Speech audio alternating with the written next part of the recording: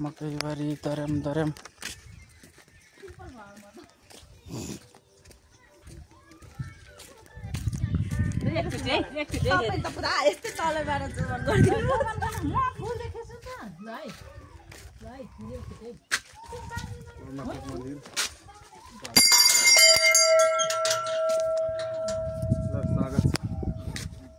कोलमाकोट मन्दिरलाई हजुरलाई धेरै धेरै स्वागत छ दाजु। हामी कहाँ आयो? कोलमाकोट मन्दिर। ए कोलमाकोट है। लगातार कति 10 मिनेटको हिँडाइपछि कोलमाकोट। अलि बढी होला है मिस। 10 मिनेट मात्रै हो। हो? ल हेर्नुहोस्। हामी क्यामेरा बबाल आइछ ल बबाल हैन नि। अलि मद्रो चाहिँ आएको। कोलमाकोट गाउँ।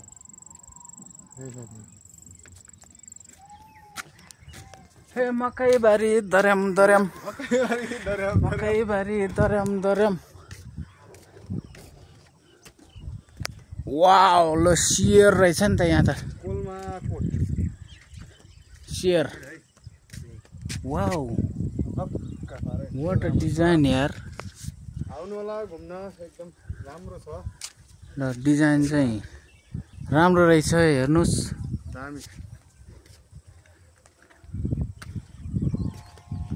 2200 राजाले बनाएको होला कि लास्ट टाइम फेरि।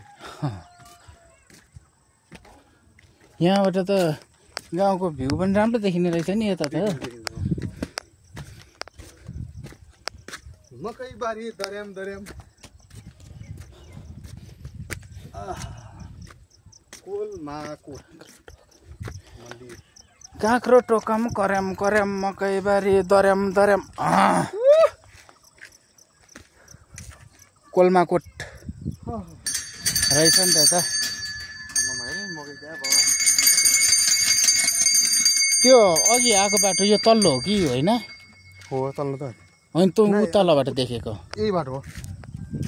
तलबाट देखेको यो बाटो होइन। होइन ऊ तलको चाहिँ हो।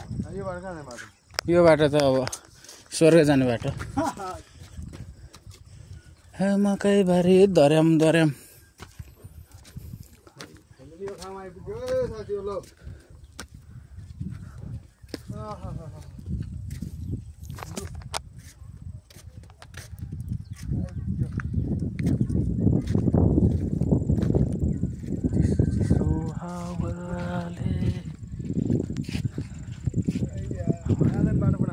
चिसो चिसो हावा चलिरहेछ।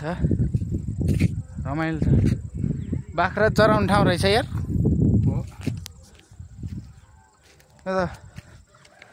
हाम्रोतिर बाख्रा चराउन जाने ठाउँ ट्याक्कै यस्तै हुन्छ नि त। मस्त सुत्ने हो कि अब। जम मास्तिर जम। साह्रै थकित धवाइ धउ भयो। गल्यो मान्छे। जम न आउनु। मकैबारी दर्याम दर्याम। कोलमाकोट आयो। खबरै नदिकन कसैलाई। आफू पनि पुगिन्छ भन्ने थाहा थिएन। अब पुगिहाल्यो होइन। कोलमाकोट अब यहाँ कोलमाकोट त आइयो। अब कोलमाकोटको गाउँ पनि राम्रो रहेछ। एउटै डिजाइनको घर होइन मिजी हेर्नु त। एकदम हेर्नु। आहा तर अलिक गर्मी बढी रहेछ होइन? कस्तो राम्रो ठाउँ त। डाँडा छ हावा। गर्मीले गर्दाखेरि यहाँ पानी सुकिसकेछ।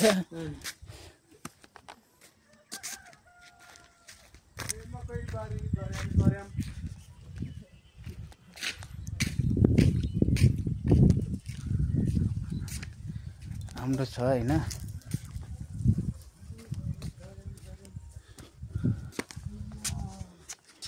कोलमा गाविस साथ बस्ने सूर्य पर्दैन है तपाईँहरू नै पर्ने यार। म त हिँडिगेँ।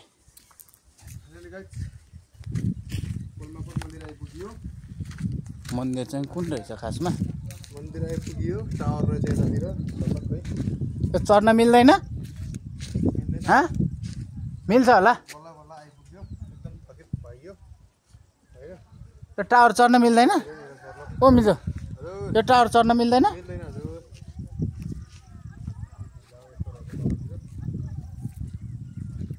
मिल्नु पर्ने त यार पानी छैन रहेछ के अरू भन्दा पनि